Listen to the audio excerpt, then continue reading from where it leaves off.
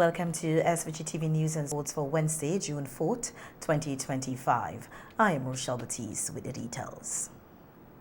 Justice Adrian Saunders, a distinguished Vincentian jurist, has officially retired from the Caribbean Court of Justice, the CCJ, after 20 years of dedicated service. Justice Saunders served as president of the CCJ at the time of his retirement, having been with the court since its establishment in 2005. To commemorate his outstanding judicial career and contributions to Caribbean jurisprudence, a special ceremonial sit-in of the CCJ was held yesterday at Queen's Hall in Trinidad. The event drew prominent leaders and senior members of judiciaries from across the Caribbean, described as the creme of the crop in a display of respect for Justice Saunders' legacy. The CCJ, headquartered in Port of Spain, Trinidad, serves as the final appellate court for several CARICOM member states, including Barbados, Belize, Dominica, Guyana, and St. Lucia. However, Trinidad and Tobago continues to use Judicial Committee of the Privy Council in the United Kingdom as its final court of appeal. In his address at the special sit-in, Justice Saunders reflected on the role and impact of the CCJ, emphasizing its significance in the region. This is an international, not a domestic court. Our only assets to enforce our judgments are the trust and confidence reposed in the court by the governments and the people of the region. If you wish to know the true opinion of CARICOM states about the Caribbean Court of Justice, don't count the number of states that have acceded to the appellate jurisdiction. That is pure politics, untidy, disappointing, and sometimes frustrating politics. Look instead at the respect accorded by all CARICOM states to the judgments of the court. Look at the timely and full compliance with those judgments. Look at the regard with which they have for the intimations of the court. The CCJ is by no means perfect, but if over the last 20 years the court had failed any of the severe challenges placed before it, we would certainly have heard it loud and clear again and again. We haven't. Instead, Caribbean detractors base their reluctance to embrace their own court by repeating groundless fears, by making assertions that have zero evidence to support them, and by doing what they never do to the British court, that is, to unfairly attribute to the CCJ the imperfections of the domestic justice sector. And they do so as if those imperfections do not exist also in the United Kingdom's trial courts. He also made a powerful statement on the quality of the region's judiciary, noting that the experiences and encounters throughout his career have confirmed to him that the best judges in the Caribbean at the CCJ are as good as the best judges anywhere in the world. However, we fail to appreciate this at our own peril. Justice Saunders concluded by expressing heartfelt gratitude to the staff of the CCJ for their unwavering support over the past 20 years. I have truly treasured my personal and professional relationship with them. They're like family. I'm going to be severely challenged to organize my life without taking for granted their efficient assistance and the considerate manner in which they've assisted me. Thank you so much, Deborah and Sheldon. I demit office convinced that the CCJ ship is in fine shape and good hands. The court has grown tremendously from a mere idea to a formidable institution recognized internationally for its commitment to excellence. My tenure has not been exceptional. It is merely built on the superb foundation established by my predecessors, Justices de Labastide and Sir Dennis Byron. It has been built on the work of the first CEA, Master Christian Morris Allen. It's been built on the work of successive registrars like Ms. Paula Pear and Justice Jackie Graham, who is here with us today. It has been built by the very hard work of all the supporting staff. I take this opportunity now publicly to congratulate Justice Anderson, on your impending appointment as president. I have no doubt whatsoever that under your leadership, the court will grow from strength to strength.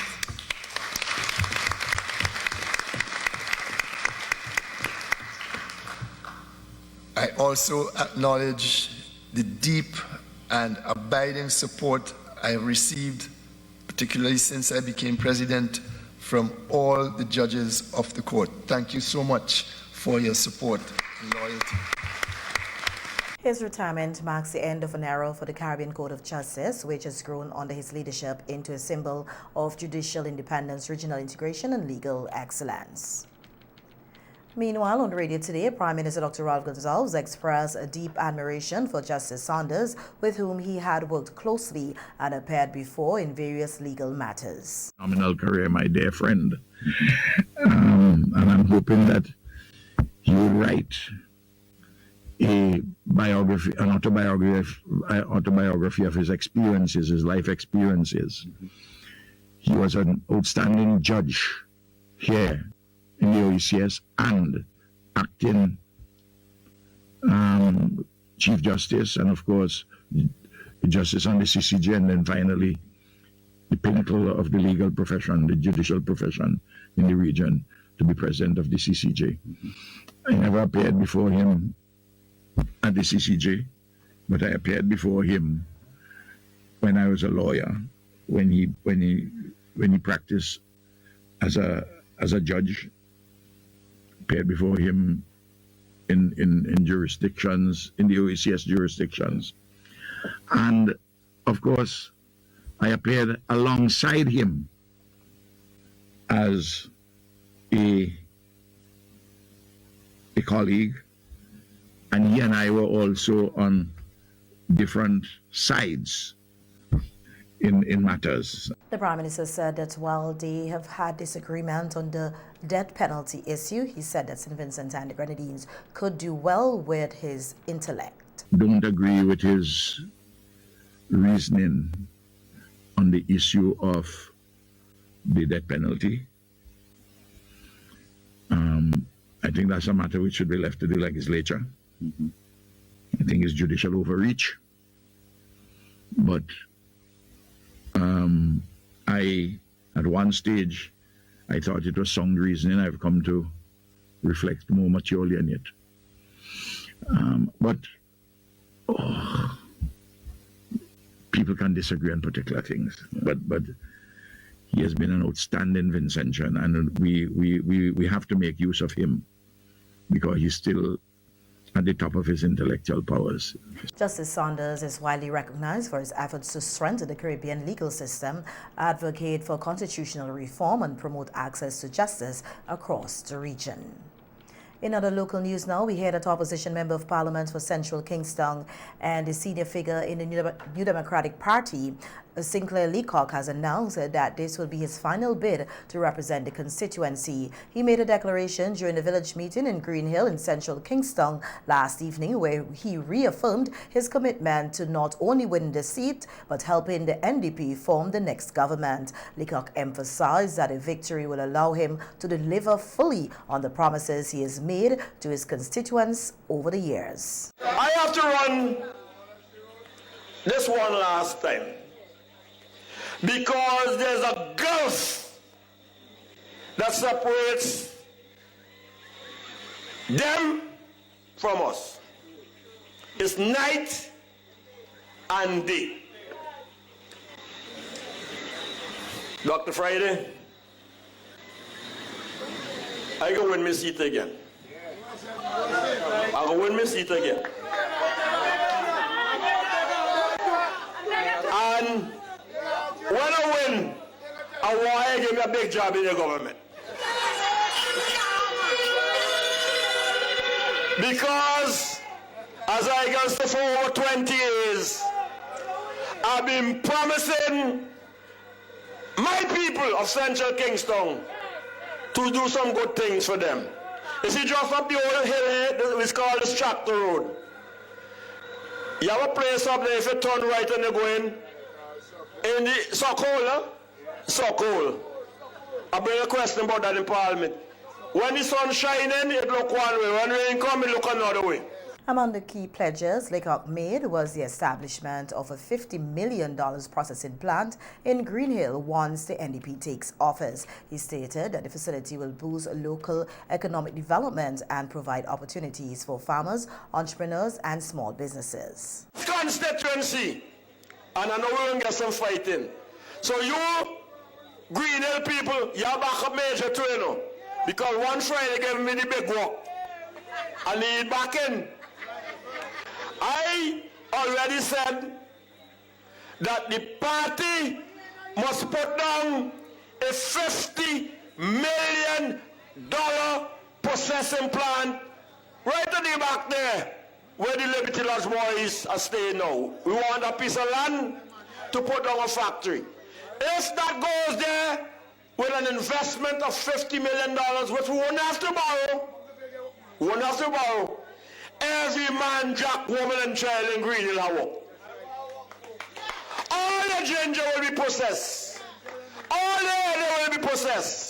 Laycock also promised to create jobs for all young people and to upgrade every playing field in the constituency, noting that youth development and recreation are essential for community growth. He further claimed that his strong representation in Parliament has pushed the current government to take action on several developmental projects in central Kingston. But we get a medical health center in here.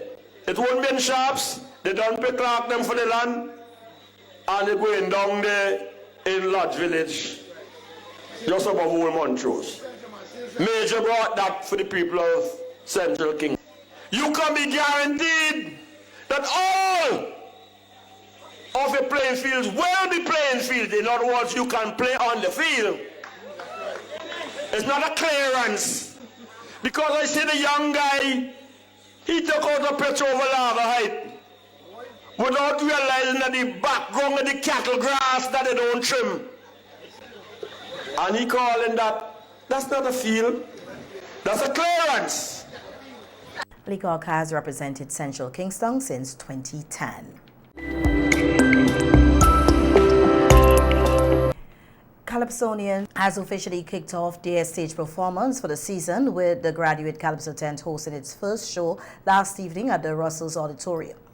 The tent features a lineup of 20 performers, including well-known names such as Hero and Tajo.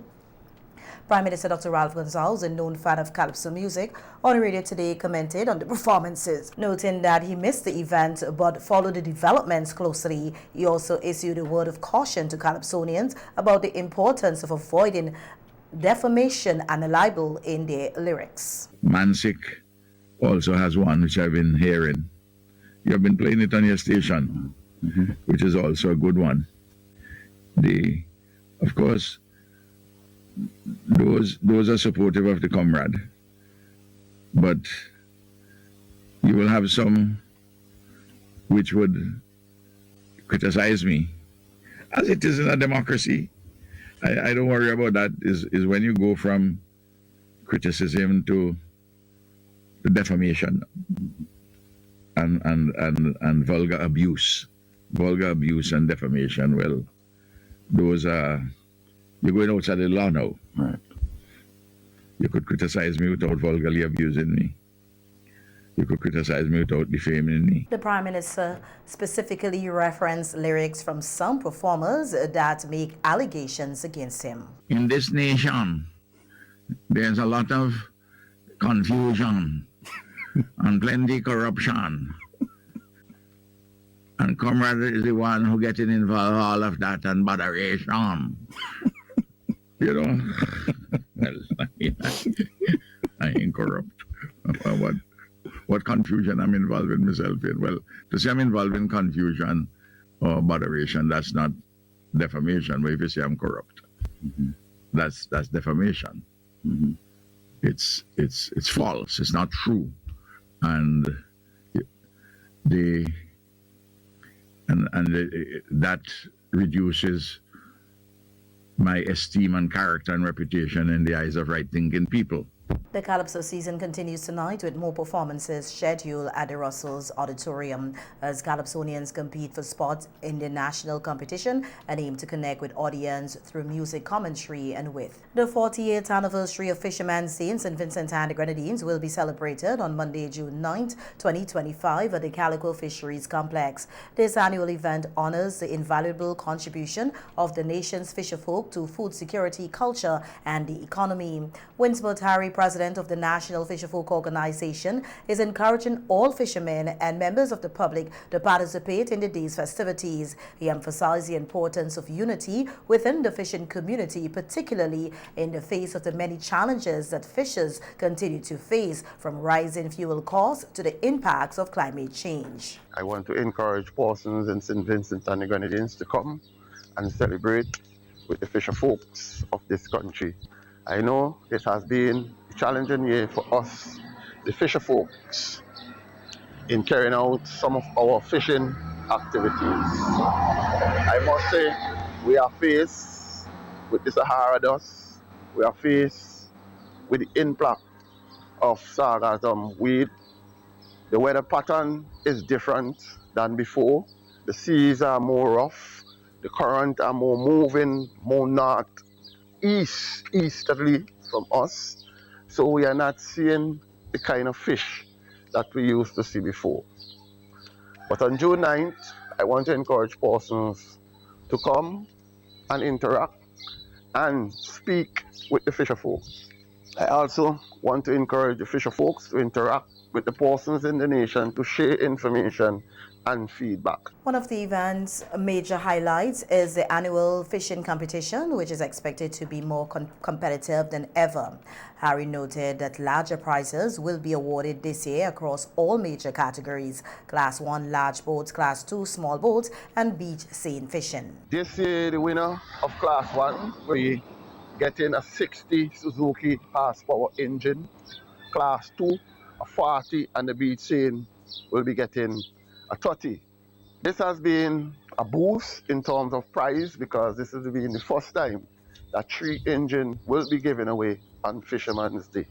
I want to encourage the nation to come and buy fresh fish, eat fresh fish on Fisherman's Day.